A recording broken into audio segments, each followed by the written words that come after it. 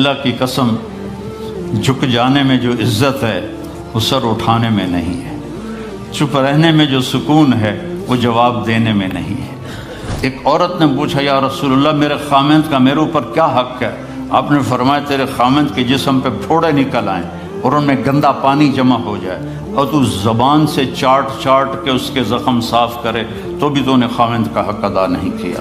دونوں کو بیلنس کیا ہے۔ بہترین مسلمان وہ ہے جس کا بیوی کے ساتھ اچھا سلوک ہو۔ جب تک آپ کو صبر اور برداشت کرنا نہیں آئے گا آپ کی زندگی خوبصورت نہیں ہو سکتی۔ غصے کو پینا سیکھو، غصے کو دبانا سیکھو، غصے کے وقت چپ رہنا سیکھو تو آپ کی زندگی بڑی خوبصورت ہو جائے گی۔ دل دریا سمندروں ڈوبے کون دلاندیاں جانے ہو، وچے بیڑے وچے جھیڑے وچے ونج مہانے ہو۔ میرے نبی نے گھروں کو آباد کرنے کا ایک خوبصورت طریقہ بتایا کہ اس زبان پہ قابو کر لو، اس زبان پہ قابو کر لو، خاموش رہنا سیکھ لو۔ غصے کے بیوی کو غصہ چڑھ جائے تو خامند چپ کر جائے، خامند کو غصہ چڑھے تو بیوی چپ کر جائے تو آپ کا گھر خوبصورت رہے گا۔ اگر دونوں ہی آگ لگ گئی اور دونوں ہی بولنا شروع ہو گئے تو آپ بھی گئے، آپ کے بچے بھی گئے۔ اپنی زبان پہ قابو پانا سیکھو۔ ہماری ایک دھوبن تھی ماسی شریفہ، فوت ہوگی بیچاری، وہ تھی بڑی لڑاکی، چھوٹے قادی آئے تو چنگا شرلی پٹاخہ ہے، تو وہ آئی میری بہن کے پاس، کہتی بی بی میریاں نوواں میرے نال بڑا لڑدیاں، لڑتی آپ تھی، میریاں نوواں میرے نال بڑا لڑدیاں، میں نے کوئی تویز دے کہ ساریاں میریاں نوکر بن جانا۔ اب میری بہن کو تو پتہ تھا کہ ماشاءاللہ آپ سوا سیر ہے، تو میری بہن تویز گنڈے کا ہمارے ملک میں بڑا رواج ہے، تو ایسے الٹی سیدھے لکیریں لگا کے نا تو رول کر کے چھوٹا سا بنا کے نا کہا کہ ماسی جب تیری لڑائی ہونے لگے تو یہ تعویذ تم نے یہاں رکھ لینا اور چک مار لینا ایسے، اور اس کو گرنے نہیں دینا، گر گیا تو وہ تیری خیر کوئی نہیں۔ اور اس نے کیا کیا، اس کو چپ کروانے کا طریقہ، تو تعویذ کی تو بڑی اہمیت ہوتی ہے۔ تو ایک ہفتے کے بعد آ گئی، بی بی تو بڑا چنگا تعویذ دیتا، ساری لڑائی ختم ہو گئی کیونکہ ماسی شریفہ چپ ہو گئی۔ تو یہ سب ان عورتوں کو بھی تعویذ دیتا ہوں، ماسی شریفہ والا آپ کو بھی دیتا ہوں۔ ماسی شریفہ والا تعویذ لے لو، آپ کی زندگی بڑی خوشحال ہو جائے گی۔ اللہ کی قسم جھک جانے میں جو عزت ہے وہ سر اٹھانے میں نہیں ہے، چپ رہنے میں جو سکون ہے وہ جواب دینے میں نہیں ہے۔ آپ خاموش رہنا سیکھو، آپ اپنے بچوں کو عزت دینا سیکھو، اپنے بچوں کو ٹائم دیا کرو۔ یہاں مرد کی بھی جاب ہے، عورت کی بھی جاب ہے، تو بچے نظر انداز ہوتے ہیں، ان کو ٹائم دو۔ میرے نبی نے فرمایا اکرموا اولادکم، اپنی اولاد کو عزت دو، اور آپ نے فرمایا خیرکم خیرکم لأہلہ، سب سے بہترین مسلمان وہ ہے جو بیوی سے اچھا سلوک کرے۔ اور ایک عورت نے پوچھا یا رسول اللہ میرے خامند کا میرے اوپر کیا حق ہے؟ آپ نے فرمایا تیرے خامند کے جسم پہ پھوڑے نکل آئیں اور ان میں گندا پانی جمع ہو جائے اور تو زبان سے چاٹ کے اس کے زخم صاف کرے تو بھی تو نے خامند کا حق ادا نہیں کیا۔ دونوں کو بیلنس کیا ہے۔ بہترین مسلمان وہ ہے جس کا بیوی کے ساتھ اچھا سلوک ہو۔ آپ نے 11 شادیاں کی، یہ شوق کی نہیں تھیں، یہ اللہ کے حکم کی تھیں اور ہمیں زندگی سمجھانے کے لیے تھیں کہ آپ یہاں رہو یا کہیں اور جگہ رہو، جب تک آپ کو صبر اور برداشت کرنا نہیں آئے گا آپ کی زندگی خوبصورت نہیں ہو سکتی۔ غصے کو پینا سیکھو، غصے کو دبانا سیکھو، غصے کے وقت چپ رہنا سیکھو تو آپ کی زندگی بڑی خوبصورت ہو جائے گی، بہت حسین ہو جائے گی۔ زندگی اندر ہے، باہر نہیں۔ اب رولز رائس میں چڑھ کے کوئی اچھی زندگی نہیں گزار رہا ہے، لائف تو اندر ہے۔ دل دریا سمندروں ڈوبے کون دلاندیاں جانے ہو، وچے بیڑے وچے جھیڑے وچے ونج مہانے ہو۔ یہ اندر ہے، لائف اندر ہے۔ اور کیا لطف انجمن کا جب دل ہی بجھ گیا ہو، جب اندر بجھا ہوا ہو تو پھر باہر کی چیزیں کوئی مزہ نہیں دیتی۔ عاصم کے مرنے کے بعد ہمیں کوئی شے اچھی نہیں لگتی، حالانکہ لائف ہر نعمت موجود ہے، سب کچھ موجود ہے۔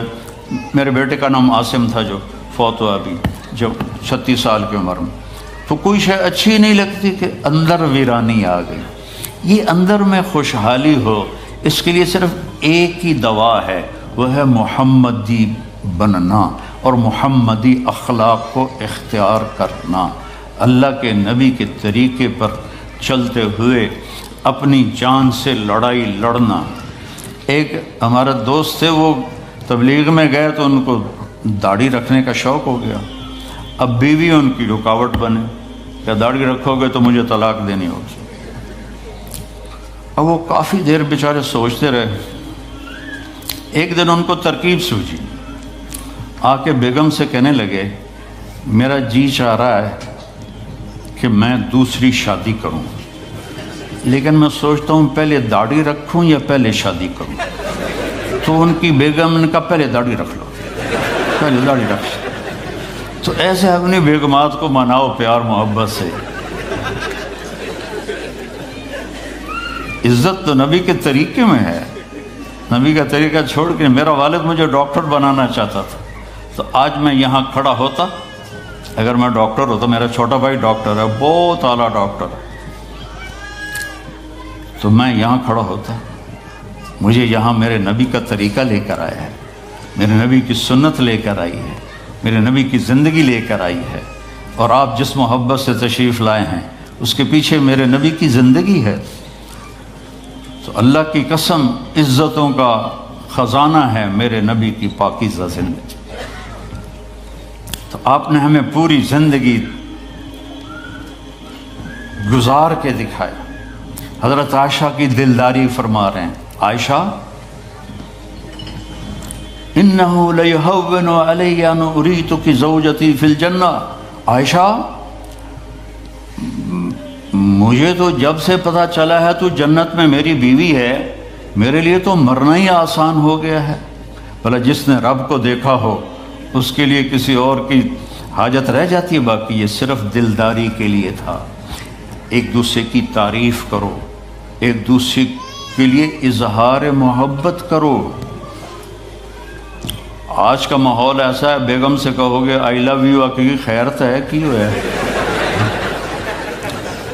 وہ تم سے کہے گی آئی لو یو تو تم بھی پوچھو گے خیر تو ہے، کوئی چکر تو نہیں آ رہا۔ اظہار کرو، اظہار محبت کرو، اس سے آپ کے پاؤنڈنگ ہوگی۔ اولاد کو ماں باپ سمجھتے ہیں بس ہماری اولاد ہے، ہمیں ان سے پیار ہے، ان کو عزت دو، ان سے اظہار محبت کرو۔ ڈاکٹر عبدالحی صاحب ایک بڑے بزرگ گزرے ہیں، وہ اپنے ایک مرید کے ہاں کھانے پہ گئے تو پوچھنے لگے کھانا کس نے بنایا؟ تو مرید نے کہا جی میری بیگم نے بنایا۔ کہا اس کو بلاؤ۔ ان کی بیگم آ گئی تو فرمانے لگے بیٹی آپ کا کھانا کھایا بہت ہی اچھا تھا، بہت مزے کا تھا۔ وہ رونے لگی دھاڑ دھاڑ۔ تو وہ ڈاکٹر صاحب پریشان ہو گئے کہ بیٹی خیریت تو ہے، کیا ہوا؟ تو وہ کہنے لگی حضرت آپ کے مرید کے پاس مجھے 30 برس ہو گئے، 30 سال، کبھی ایک دن اس نے میری کسی چیز کی تعریف نہیں کی۔ تو اظہار کرو، اظہار کرو۔ حضرت فاطمہ وہاں سے دروازے میں داخل ہو رہی ہیں، آپ کمرے میں بیٹھے ہوئے ہیں یا لیٹے ہوئے ہیں یا کرسی پر ہیں یا زمین پر ہے، جو ہی حضرت فاطمہ تھے تو ایسے تیزی سے آگے بڑھتے تھے، وہیں نہیں کھڑے رہتے تھے، اور ایسے حضرت فاطمہ کا ہاتھ پکڑ لیتے تھے اور اس کو یہاں بوسہ دیتے تھے، اور کبھی ماتھے کا بوسہ لیتے تھے، پھر ہاتھ پکڑے پکڑے ان کو ایسے لاتے اور چارپائی پہ بٹھاتے، اس کے بعد خود بیٹھتے تھے۔ یہ میرے نبی کی عزت ہے اولاد کے ساتھ۔ یہ عزت دو، وہ تمہارے رہیں گے، تمہارے بن کے چلیں گے۔ ان کو نصیحت کی ضرورت نہیں ہے، ان کو تمہارے پیار کی ضرورت ہے۔ اور جب اللہ کے نبی حضرت فاطمہ کے گھر جاتے تو حضرت فاطمہ یہ کرتی تھی، وہ کھڑی ہو جاتی، آگے بڑھ کر اللہ کے نبی کے ماتھے کا بوسہ لیتی، پھر ان کا ہاتھ پکڑ کے ان کو چارپائی پہ بٹھاتی، پھر خود نیچے بیٹھتی تھی۔ تو اظہار بہت بڑی دوا ہے، بہت بڑی غذا ہے۔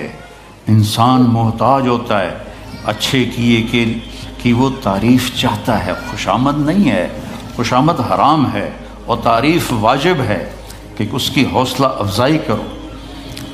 تو یہ آپ کے بڑے گھر سے اور بڑی گاڑیوں سے آپ کی زندگی خوبصورت نہیں بنے گی، نبی پاک صلی اللہ علیہ وسلم کی مبارک زندگی کو اپنانے سے آپ کی زندگی خوبصورت بنے گی۔ باقی سب دھوکہ ہے، میرے رب کی قسم، سب فریب ہے۔ کچھ سال پہلے یہاں سے کوئی بڑے تاجر کی بیگم گئیں وہاں لاہور، تو مجھے انہوں نے ملنے کی خواہش ظاہر کی، تو ملانے والے نے کہا کہ یہ خاتون کے جو خامد ہیں وہ پاؤنڈ میں اربوں پتی ہیں، پاؤنڈ میں۔